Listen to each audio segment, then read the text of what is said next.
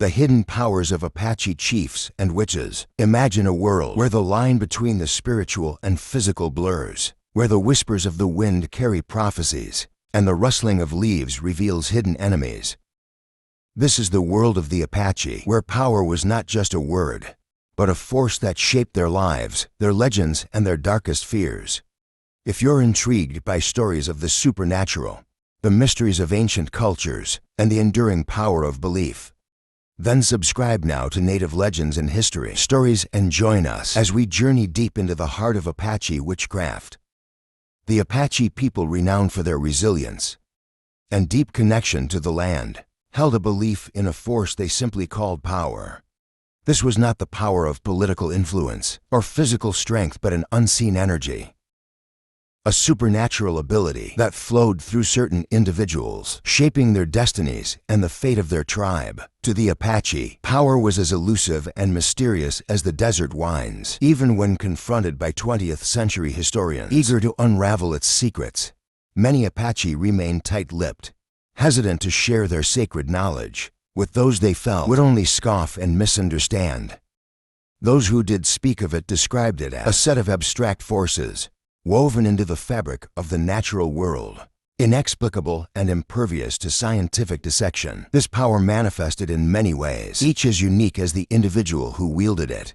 Chiefs and medicine men were said to possess incredible abilities, the power to heal the sick, to glimpse the future, even to know the manner of their own death. Some could locate and capture ammunition with uncanny accuracy, a crucial skill in a time when rifles were the difference between life and death.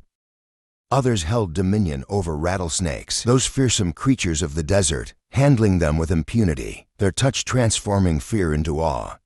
The path to acquiring such power was not for the faint-hearted. Young Apache, often in their adolescence, would embark on a grueling vision quest, a solitary journey into the heart of the wilderness.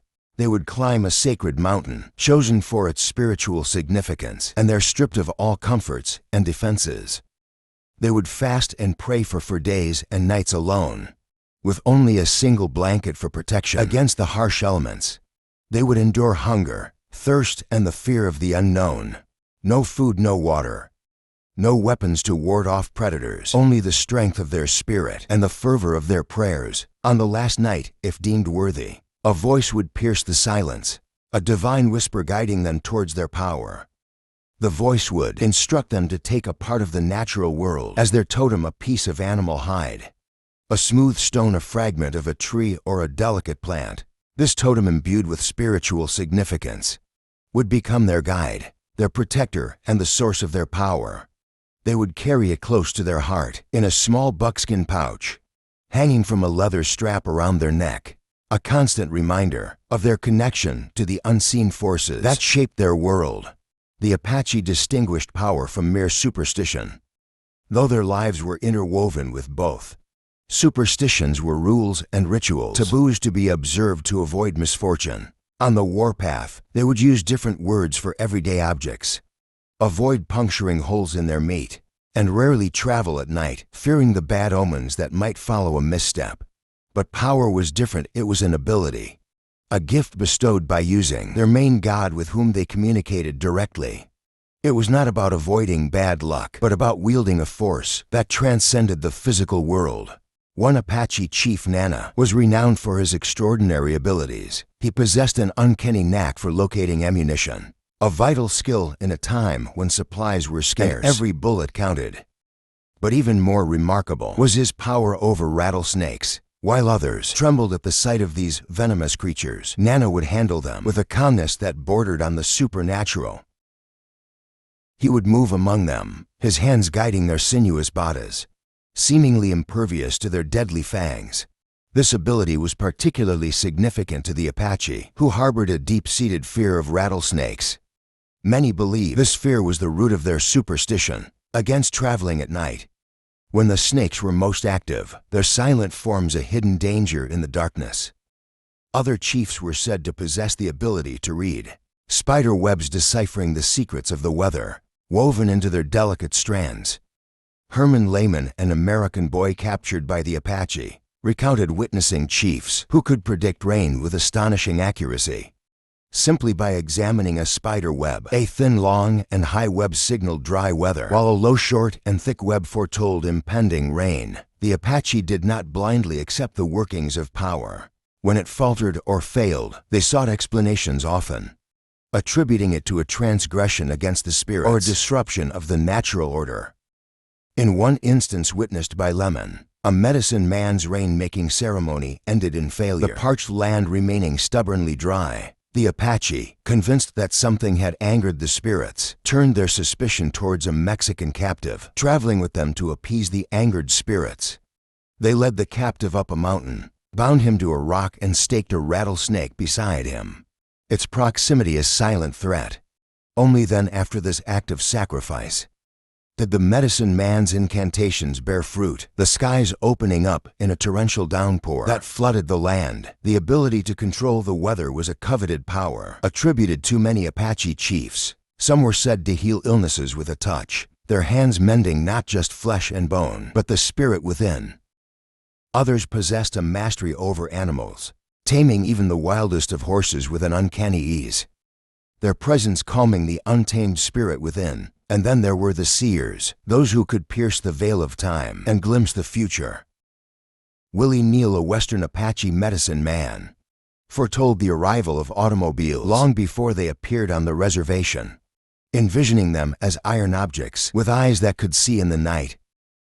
These were just a few manifestations of the power that flowed through the Apache people, a force that shaped their beliefs, their legends, and their understanding of the world around them. But as we shall see, this power was not always a source of good. In the hands of the malevolent, it could be twisted into a weapon, a tool for inflicting pain and suffering, giving rise to the figures feared and reviled as witches.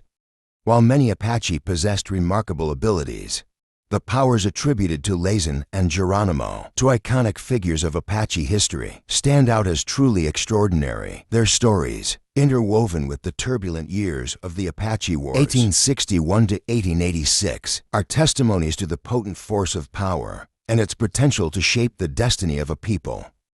In a society where warfare was traditionally the domain of men, Lazen emerged as a defiant exception. A warrior woman whose courage and cunning rivaled the greatest Apache chiefs. The sister of Chief Victoria, she was a formidable presence on the battlefield. Her skills honed from childhood, when she outpaced and outmatched all the boys in strength and agility. As an adult, her wisdom and strategic mind earned her a place in the councils of war, a rare honor for an Apache woman. Lazen was not merely a warrior. She was a medicine woman deeply connected to the spiritual forces that animated the Apache world. Her most remarkable ability was her power to locate the enemy with uncanny precision. When her brother, Victorio, sought to know the whereabouts of their adversaries, Lazen would turn to use in the Apache creator god for guidance. With outstretched arms and palms open to the sky, she would pray, her body slowly rotating following the path of the sun.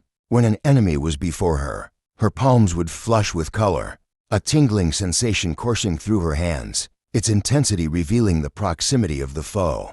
This extraordinary ability, witnessed countless times by her nephew, James Quigla, made her an invaluable asset in the Apache Wars. Chief Nana, a renowned warrior himself, hailed her as his right hand, praising her strength, bravery, and strategic brilliance. To the Apache people, Lazen was more than a warrior. She was a shield, a protector, whose power guarded them from the encroaching threat of their enemies.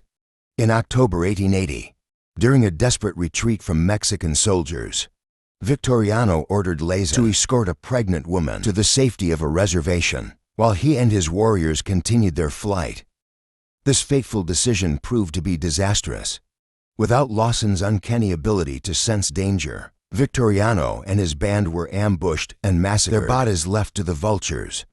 Nearly 80 Apache were killed and another 68 were captured, a devastating blow that many attributed to Lazen's absence. Years later, in 1886, Lazen stood beside Geronimo as they surrendered to the American forces. Her image captured in a rare photograph, a poignant reminder of her unwavering loyalty and the tragic fate that befell her people. Geronimo, perhaps the most renowned Apache warrior in history, was also said to possess extraordinary powers, gifts bestowed upon him by Usan after the brutal murder of his family by Mexican soldiers. His abilities were as numerous as they were astonishing. He could summon rain, evade bullets, see into the future, and even manipulate the flow of time itself. These claims may sound fantastical, but numerous accounts from fellow Apache testify to Geronimo's uncanny powers. When pursued by Mexican or American troops, he would pray and sing, his voice rising in supplication to Usan. And then, as if in answer to his pleas, the weather would shift, rain would fall, obscuring his trail and hindering his pursuers. On one occasion, Geronimo and his followers were trapped in a cave by American soldiers, yet they managed to escape, vanishing without a trace. The Americans, baffled, could find no exits from the cave, but the Apache whispered of Geronimo's power to cloak his people from sight.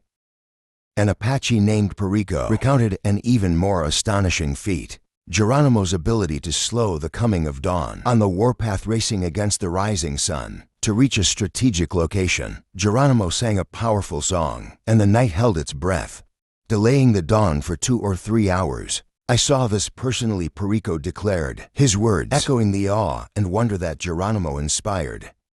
Perhaps the most remarkable claim about Geronimo's powers was Usam's promise that he would never die in battle, nor by the gun. True to this prophecy, Geronimo, though ultimately forced to surrender, never fell in combat yet. When a painter was commissioned to capture his likeness for his autobiography, he was astonished to find Geronimo's body riddled with bullet scars, as many as 50, evidence of a life spent defying death. Geronimo's powers, like Lawson's, were a shield to his people, a source of hope and resilience. In the face of overwhelming odds, they were revered for their abilities, their names enshrined in Apache legend. But their stories also serve as a stark reminder that power, like any force, can be wielded for both good and evil.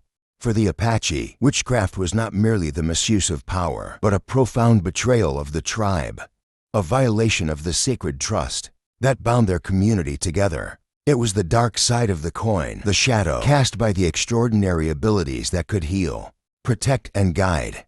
As Keith Basso eloquently stated, power was bestowed for the benefit of the tribe. There were those who used theirs for evil, and these were regarded as witches. This fundamental distinction between medicine men and witches lay at the heart of Apache beliefs. Medicine men, or shamans, were the healers, the protectors, the keepers of wisdom. Their powers, a source of communal strength and well-being. They were respected and revered, their counsel sought in times of need, their presence a comfort in times of crisis. Witches, on the other hand, were the antithesis of all that the Apache held dear.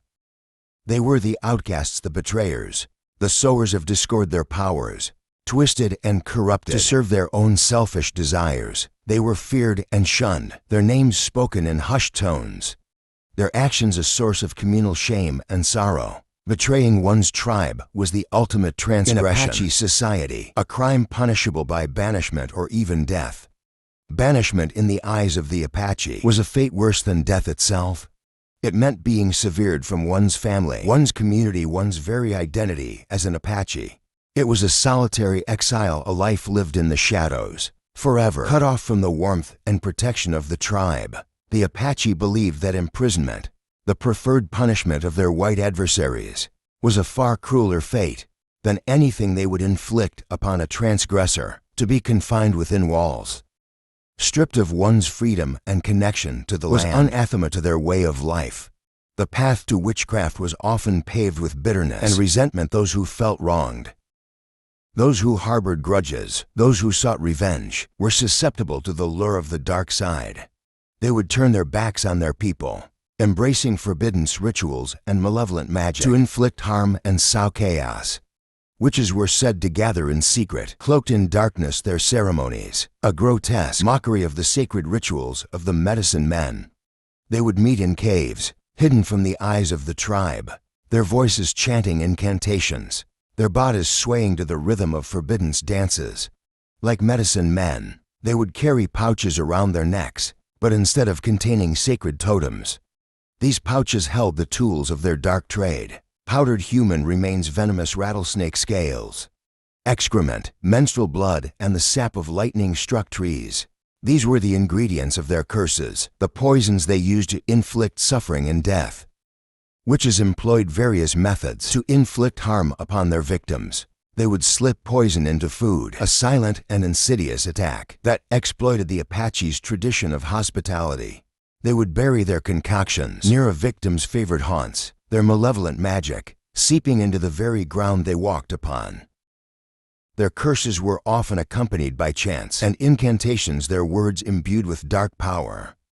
They would repeat bad words for times, a number associated with evil, and circle their victims or their homes for times, amplifying the potency of their spells. The effects of their curses were swift and devastating. Victims would fall ill without warning, their bodies racked with pain, their lives extinguished without explanation. Crops would wither, cattle would sicken and die, and misfortune would plague those who incurred the wrath of a witch. The Apache, ever vigilant against the threat of witchcraft, developed various methods of protection. They would carry amulets and talismans, such as eagle feathers or turquoise beads, believed to ward off evil. Medicine men would conduct ceremonies to counter the effects of curses, their chants and songs battling the dark magic of the witches. When suspicion fell upon an individual, the Apache would conduct a trial, though it was a far cry from the judicial proceedings of their white counterparts. The accused would be confronted by the headman of the local group and flatly accused of witchcraft. If they denied the charge, they would be subjected to a brutal ordeal, strung up by their wrists from a tree limb, their toes barely touching the ground, fires lit beneath them to hasten their confession. Their belongings would be searched for evidence of their dark practices, their every word scrutinized for signs of guilt.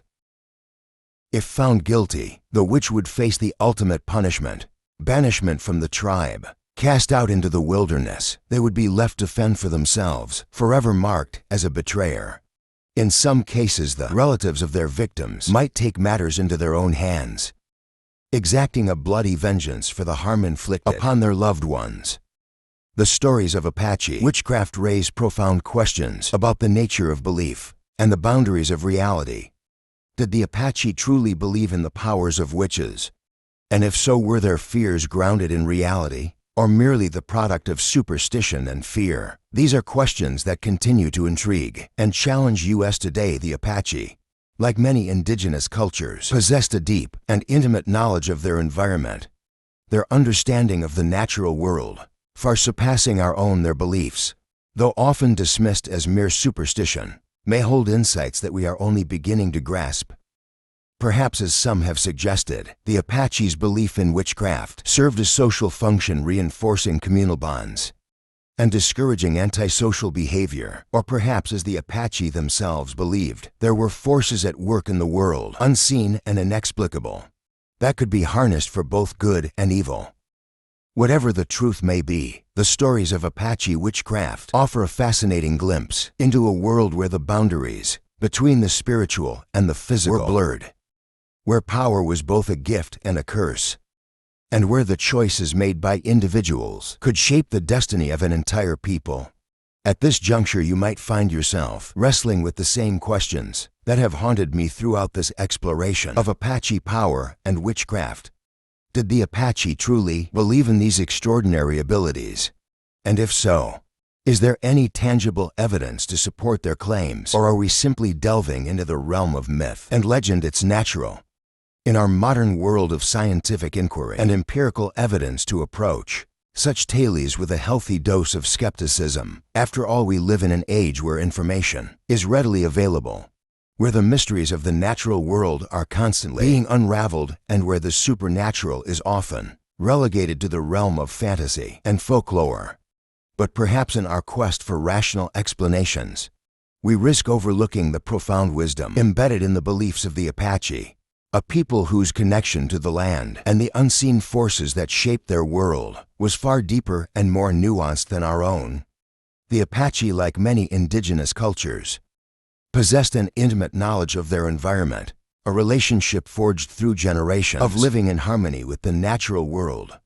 They were keen observers of the subtle signs and signals that nature offered, their senses attuned to the rhythms of the land in a way that we, in our modern world, can scarcely comprehend.